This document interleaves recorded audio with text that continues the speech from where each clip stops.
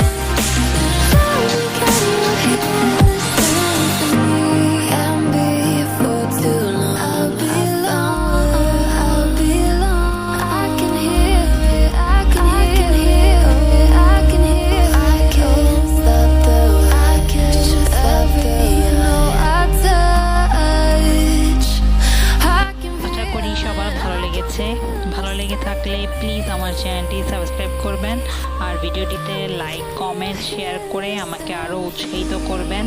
আজ আর নয়, আবার আসবো নতুন কিছু নিয়ে। ধন্যবাদ সবাইকে আমার সাথে এতক্ষণ থাকার জন্য।